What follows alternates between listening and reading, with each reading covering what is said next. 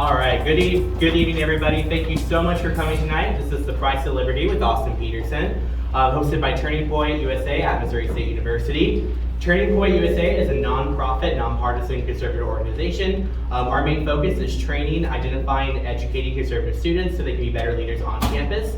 If you look at your seats tonight, you'll have a pamphlet for America Fest. It's the largest conservative party in the country.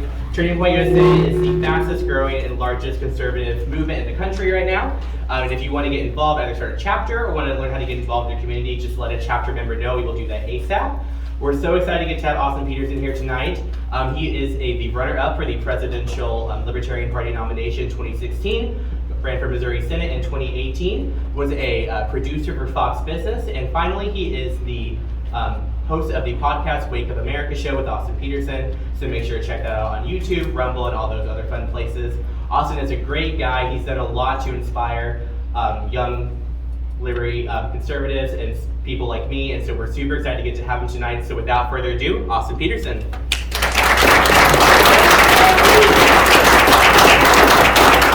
Great. It's been a while since I've done this, so I'm excited to be here tonight. Thank you so very much for coming.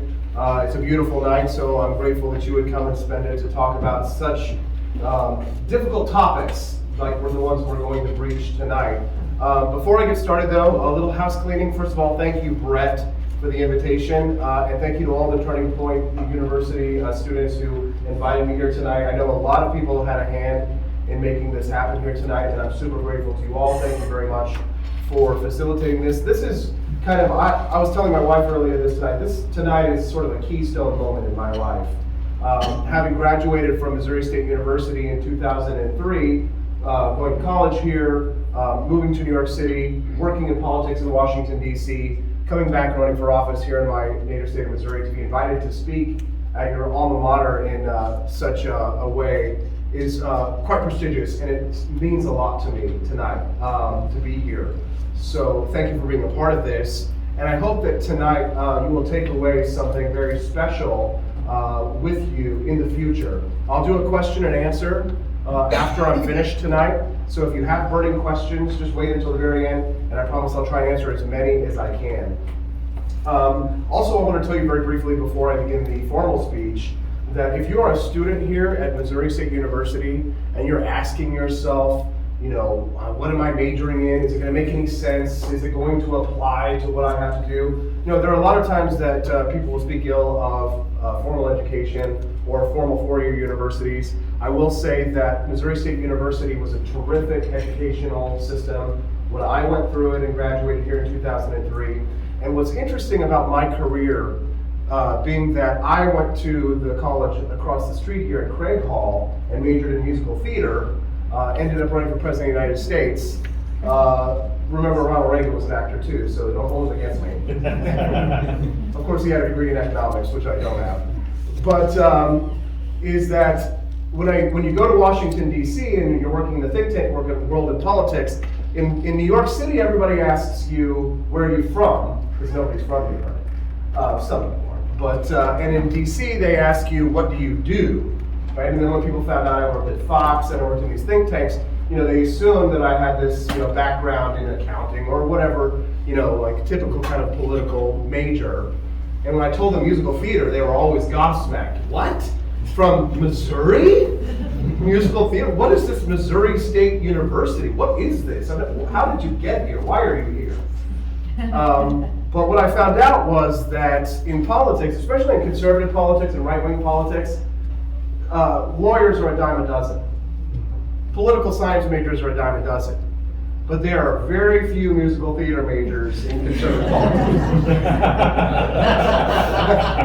And it turns out that is actually what gave me a leg up, because we actually need the conservative movement, the libertarian movement, we actually need people who can take our ideas and tell them as stories to the American people. Because Ben Shapiro says that facts don't care about your feelings.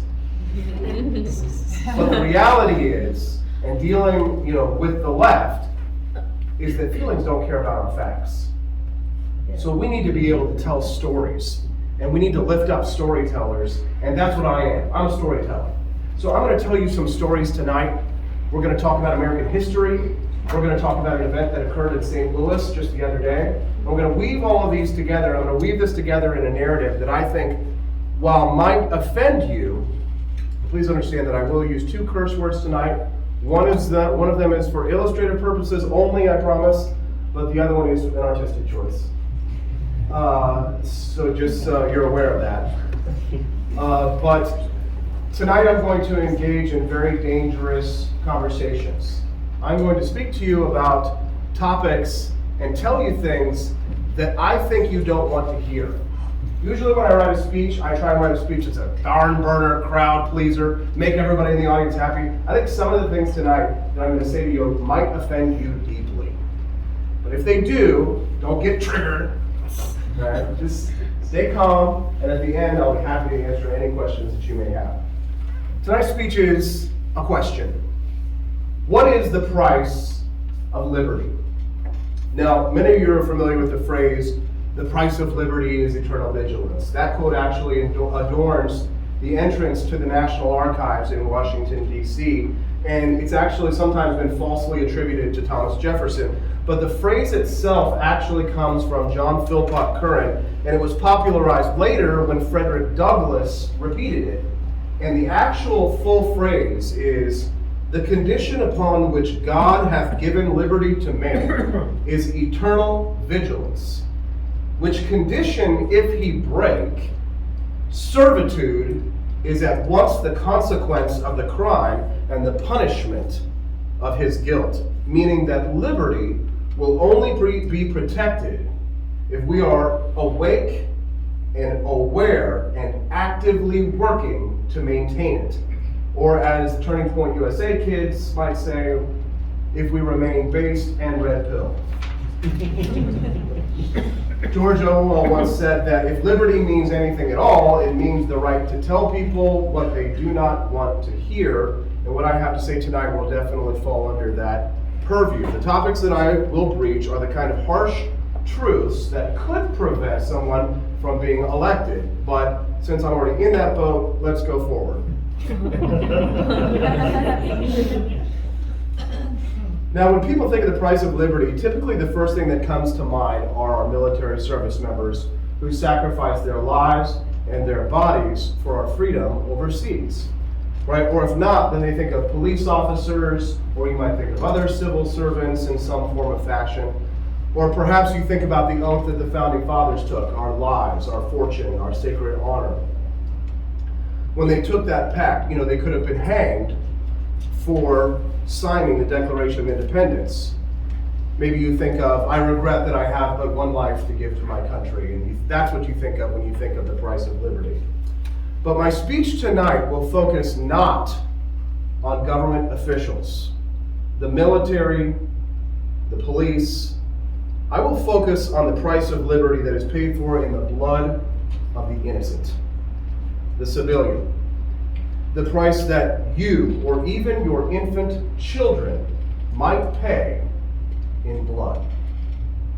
And once I'm finished, I will ask you to consider whether or not you're ready to pay that price to protect liberty, or if you would prefer that the safety of government will take care of you from cradle to grave. Now, because I am philosophically what's called a secular libertarian Republican, I'm not a social conservative. I believe in the total abolition of all drug laws that punish recreational drug use for consenting adults. Emphasis on the consenting adults. Now, I was actually quite famously booed when I ran for president in 2016. I ran for president as a libertarian in the Libertarian Party at that time when I said that I actually believe there should be laws that protect children from drugs. And they booed me. Anarchists get anarchy, I guess. Now, and while I don't condone recreational drug use, I don't believe that it is the role of government to tell adults what to put in their bodies, to whether or not they want to alter their moods or their behavior, or whether it's a way to treat whatever ailment they think that they may have, provided that they don't harm someone else. And that's the key. Now, this is not a popular position in my newly adopted Republican Party. In fact, it's also not popular in the Democratic Party, no matter what you might think. For all the talk from the left about my body, my choice, they only really mean that when they want to slaughter unborn children out of convenience, but that's a discussion for another time. There's a famous saying that went around before World War II in the 1920s that goes, say what you will about Mussolini, but he kept the trains running on time. You see, part of the allure of fascism is that its advocates can bring order and stability to society through the centralizing power in the hands of a strong man. Now, whatever the ills of society are can be fixed by doing away with the chaos of liberty and embracing the order of central planning and either national or democratic socialism. Now, in the 1920s, Mussolini needed to convince the people that fascism was indeed a system that worked to their benefit, and thus was born this myth of fascist efficiency, with the train as its symbol. The word was spread that Mussolini had turned the dilapidated Italian railway system into one that was the envy of all of Europe, featuring trains that were both dependable and punctual. All the trains ran on time. Now, Mussolini may have done some brutal and tyrannical things. He may have destroyed human freedom in Italy. He may have murdered and tortured citizens whose only crime was to oppose Mussolini. But one had to admit one thing about the dictator: he made the trains run on time. Now, government promises regarding the war on drugs amount to much the same thing. The ATF might shoot your dog. They might conduct no-knock raids and murder you and your girlfriend while you're asleep in your beds. They might hog-tie you and leave you in a police cruiser that's parked on train tracks, only to have a train come along and crush you, like happened recently. But at least they'll stop you from getting high. Now, drug and alcohol addictions are evil, but there are greater evils than drug and alcohol addiction. Fascism, communism, all forms of socialism, all of these ideologies kill more people every year than any opioid or alcoholic beverage. Governments kill more people than drugs, and it's not even close. North Korea has some of the lowest numbers of drug addiction in the world. Who wants to live in North Korea? Right? In the Philippines, they give the death penalty to drug dealers. Would you prefer to live in the Philippines or in the United States? Now, what about Portugal? This is the one that I find that most people don't know about. It's not talked about quite frequently in the media. Portugal is engaged in a vast experiment with the decriminalization of all drugs, including hard drugs. Do they have drug addiction? Yes. Absolutely. They absolutely have a problem with drug addiction in Portugal. Is it lower than other European nations and the United States? Yes, and it's actually still falling. Their addiction rates continue to decline as they are able to, through the process of legalization, through liberty, determine the best way to solve the problems of drug and alcoholic addicts. I understand that defending drug users isn't popular, but H.L. Mencken once said that the trouble with fighting for human freedom is that one spends most of one's time defending scoundrels. For it is against scoundrels that oppressive laws are first aimed, and oppression must be stopped at the beginning if it is to be stopped at all. Now, a few days ago, a young man in St. Louis took an AR-15 with over 600 rounds of ammunition into a school and killed 2 people and injured 7 others. Now, before the bodies were cold, anti-gun politicians immediately stood on the corpses and began grandstanding about how the guns were the problem. Now, never mind the fact that the shooter actually left us a statement with his motives. Let's read them.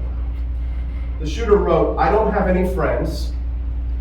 I don't have any family. I've never had a girlfriend. I've never had a social life. I've been isolated my entire life. Now, the problems that this murderer have are common in society. And there is a correlation between the rise of depression and the rise of suicides and the rise in school shootings. Guns have proliferated too. I think there was something like 20,000 AR-15s that were in private hands before the 1994 bill. Now there are something like 2 million. So there's a correlation as well. Well, there's more guns. Maybe that's why there's more school shootings. Well, there's more depression and there's more suicides. On the day of the shooting, there were half a dozen school resource officers who were tasked with protecting the school in St. Louis. None of them were armed. Could more guns have solved this problem? The answer is quite obviously yes. We did have a gun problem. We didn't have enough guns.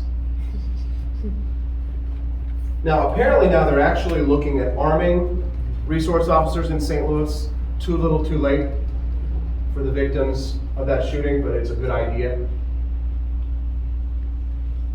Those victims have paid the price of our liberty. Now, Shannon Watts, you might not know her. Her and I got into a tussle. She's the founder of Moms Demand Action for Gun Control. In 2018, when I was running for Senate here in Missouri, I got into kind of a back and forth with this lady.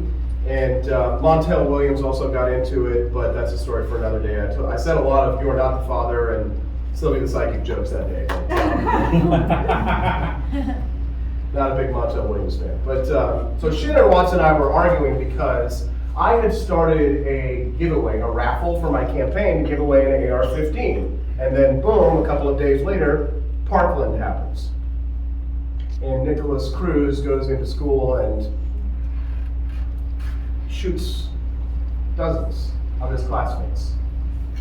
And here I am. Does anybody want an AR-15? So the blowback was swift, it was immediate, and the demand was, by the media and by Shannon Watts and others, for me to back down, to shut down this raffle, not to give away this AR-15, and I said no. And I gave away 2 AR-15s. And I got banned from Facebook both of those times for that. Now, there was a back and forth between Shannon Watts that exists now in the form of a fridge magnet of tweets. You can read it. I sell that in my shop. These tweets between myself and Shannon Watts. There was a famous exchange. She took aim at the NRA originally and argued that they were responsible for the death of the children. But I responded to her simply tweeting the price of freedom, which of course got her attention, and the backlash began, and she asked the question, children's gun deaths are the price of freedom? I retorted affirmatively with a Thomas Jefferson quote when he said that timid men prefer the calm of despotism to the boisterous seas of liberty. Now her response was to say that other democracies understand that the right to own a gun isn't a suicide pact, right? The bizarre belief that our children should be sacrificed on the altar of gun manufacturers and profits is exactly why American moms are kicking the NRA's ass. That's what she said. And I tweeted a rhetorical question which asked, how many children have to die before I surrender my rights? The answer? All of them. She then proceeded to tag and report me to the FBI, and I closed the conversation by saying, call the cops, I don't give a fuck.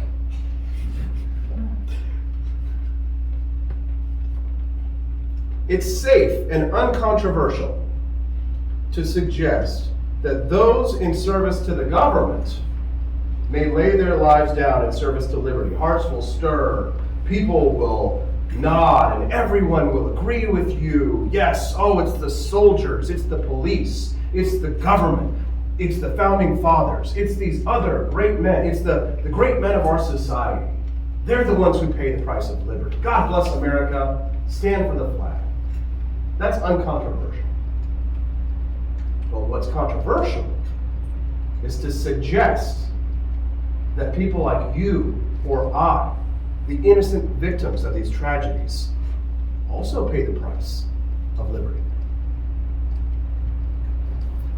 And if we're to keep our liberty, and if we're not to give in to statism and to big government, if we're to keep our guns, and if we're to keep our medicines, and we're to keep our free speech, doesn't that mean that there will be more innocent victims and that we must accept that price? Are drug and alcohol addicts a price of liberty? Are the victims of school shootings a price of liberty? Yes. And if that's the case, when the next incident occurs and another school is attacked, whether through government ineptness or gun-free school zones, more bodies are lying cold, will you stand for liberty? Or will you shrink in fear when the Shannon Wattses and the Montel Williams and the powerful anti-gun lobbies come for you? Will you stay firm in your convictions in defending our natural rights? It's not easy. It's scary. It's frightening. When the mob comes for you, I can tell you, if you've never had it happen before, it is terrifying. To have your life threatened, to have the safety of your home threatened, it's frightening. And that's a price that is paid for by the Brett Dudenhoffers of the world. It's the price that's paid for by the Turning Point USA students who have to go out on campus and face the mob. They pay the price of liberty. Now, they may not have to pay the ultimate price, but I can tell you that my personal security was something that my wife and I had to discuss tonight because of threats that were made against me, just for exercising my free speech here tonight. Will you be able to watch innocent lives dragged under the boisterous seas of liberty and drowned there, knowing that human freedom depends on your ability to continue on into the tempest? Will you face the storm? Or will you turn and listen to the siren call of big government? Will you remove the honeycomb from your ears and turn and embrace the beautiful safety that lies on the rocks? Will you lay in the arms of whores who say that they will protect you and your children if you only give them your money, your medicines, and your guns? Will you turn into their embrace? Or will you turn back and face Jefferson's storm and accept that freedom truly isn't free? Timid men prefer the calm of despotism to the boisterous seas of liberty.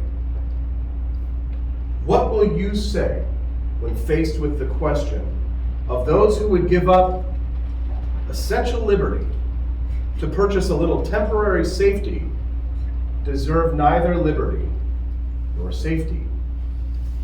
As Dwight Eisenhower once said, if you want total security, go to prison. There you're clothed, given medical care, and so on. 4 hots in a cot, 3 hots in a cot. The only thing that you're lacking is freedom. As for me, I'll choose liberty, and I'll face the storm and the sea. What will you choose? Thank you very much. I'd love to have a question and answer and a discussion with you all. Thank you all for coming.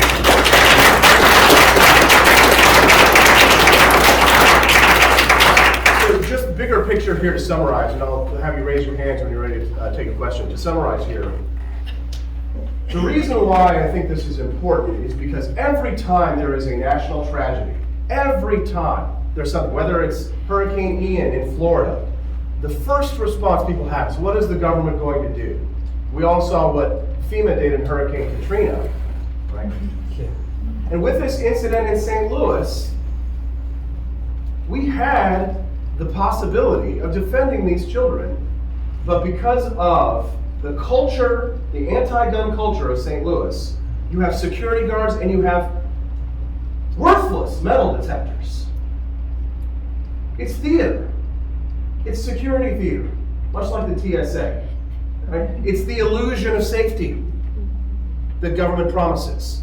Just like Mussolini promising to get the trains running on time. Those trains had been built and set up and were running before Mussolini took over. It is a lie that fascism and communism are more efficient systems than liberty.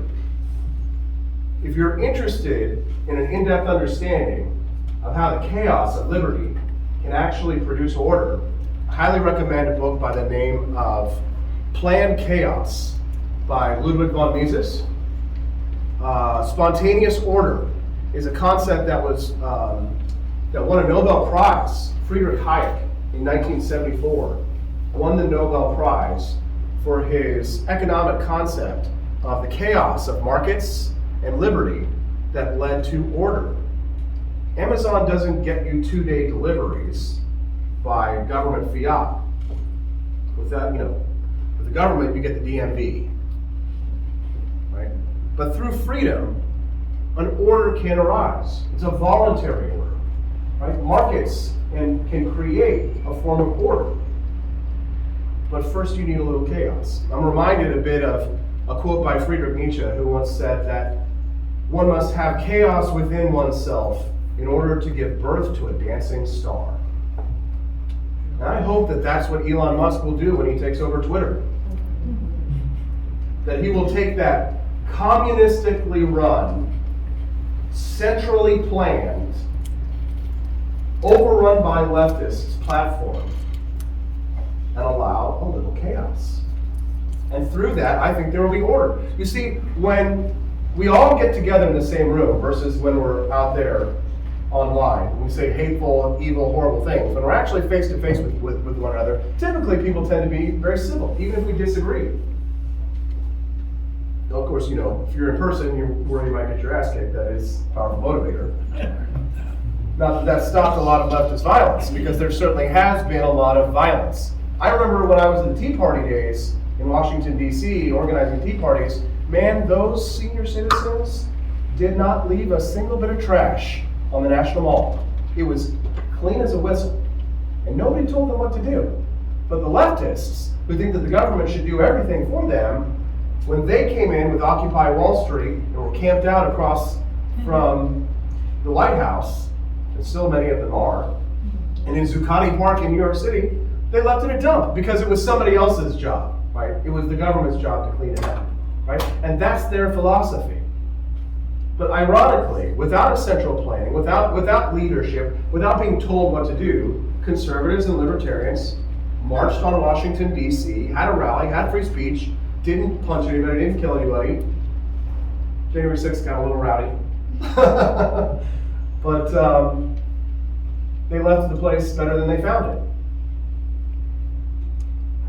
Big government is alluring. Safety is intoxicating. The promise and the concept, that the idea that government will keep you safe, right? If you just give us your guns, just let us regulate drugs. We'll tell you which drugs are safe and which ones aren't. And, I don't know how conservatives could possibly trust the government in regards to medical health after what we saw in the last 2 years.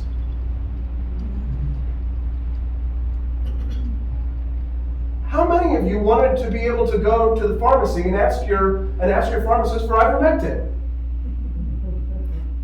But because of our drug policies, because of the war on drugs, and because of our regulatory policies, many of you were not able to go and get ivermectin, so you had to go to the farmer tractor store to get, the horse dewormer. Which is your right to do as an American. I may not condone it. You should probably go to a pharmacist. But that is your right, because you own your life, you own your body, and you should be able to do it as you please, provided you harm no one else. Okay, if you have questions, I'll be glad to answer them now. Yes, sir. Here. So first, thank you very much for coming this evening. Very great to have you. But, so you mentioned protecting liberty, paying the price of that. You mentioned Turning Point USA here on campus.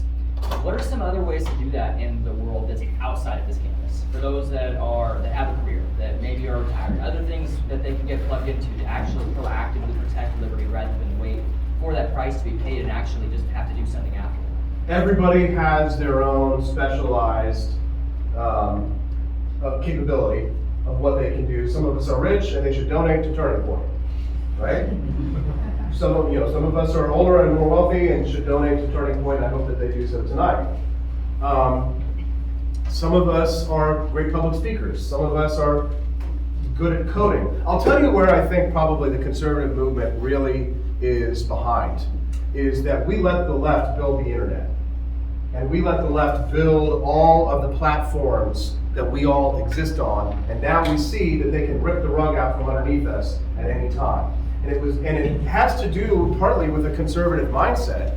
When you're always kind of focused on preserving what you have in the past, it can sometimes be difficult to look into the future. Whereas liberals, whose minds tend to be more open, which is why they're more creative and more artistic, they tend to be embracing new things.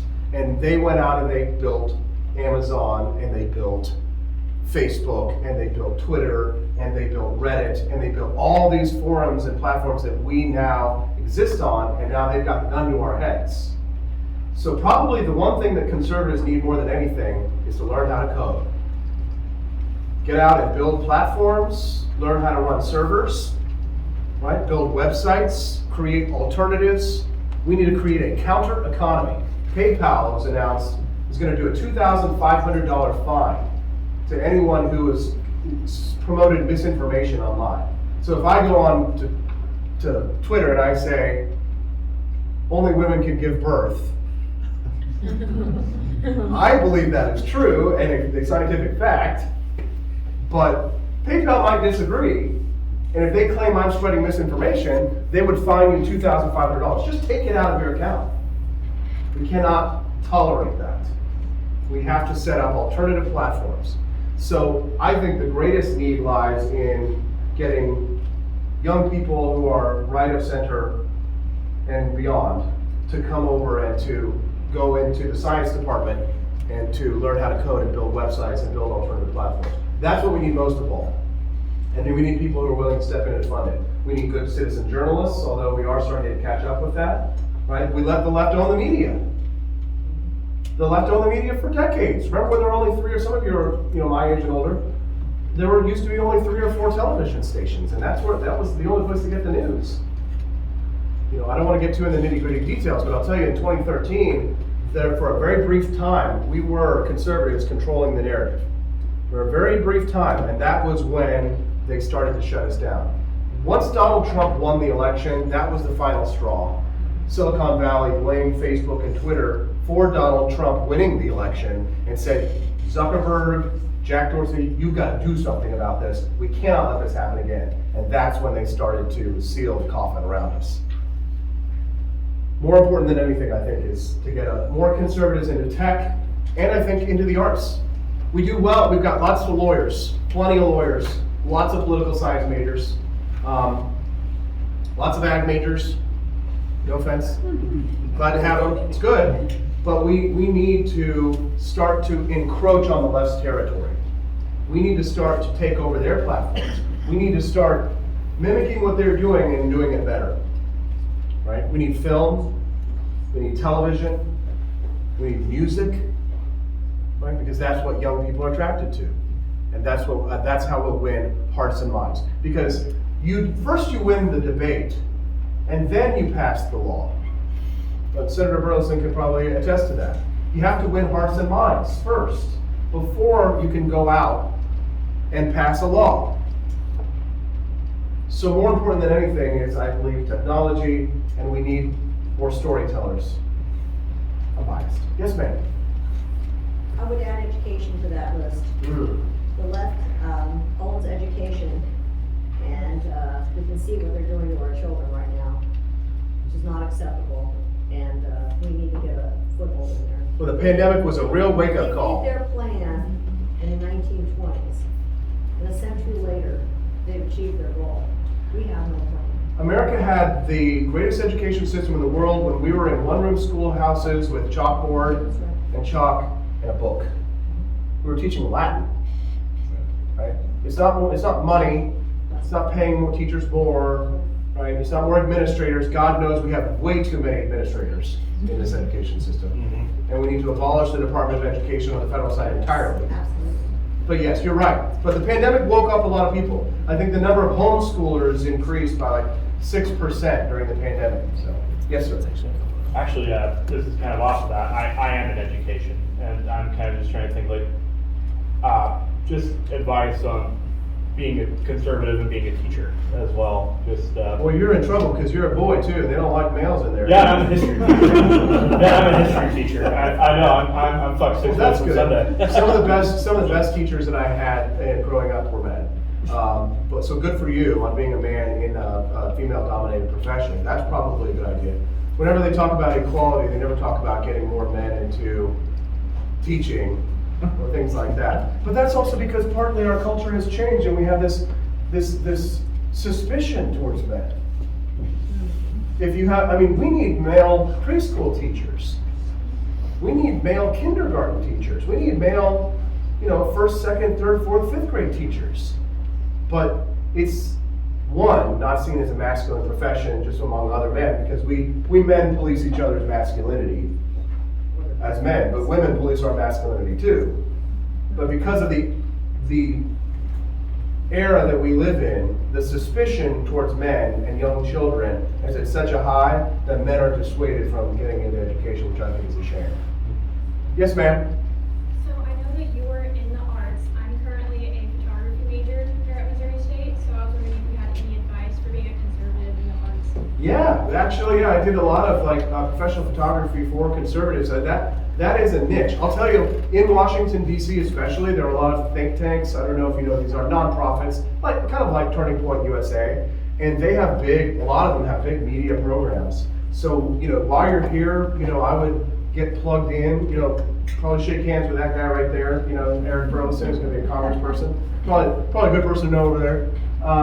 And network, right? So it's a business. The thing about the arts, I wish that they had told me here that really what the business I'm in is advertising. I thought I was supposed to be learning Shakespeare, right? But in reality, what I needed to learn how to do is, yes, I should do my Shakespeare, to be or not to be. But I also needed to be like, and now a word from our sponsors, right? Because the whole point of all professional production is to advertise, right? That's how you get paid. So learn advertising. It was funny, I worked in New York City, and then my first job in DC in 2008, I went to work for the Libertarian National Committee, was there for a couple years. I did photography, I did video for the Libertarians, and then I got a job. I would have killed to work at Fox. I would have killed to go from college to go work at Fox. It would have been a dream come true, but I couldn't do that. I had to move away from New York City to Washington D.C., make political connections, and then parlay those as a job as a television producer at Fox. I couldn't go from college to working at Fox. I wasn't also Fox News likes young, pretty blonde girls. So it's a little tougher for us gents. But I'll say this, that I had to, in order for me to get a job in Hollywood, I had to first work in politics. Because in Hollywood and in television, it's all who you know. How many times you watch a TV show and you're like, that actor sucked, right? That's probably because they're the cousin of the producer, right? So it's who you know.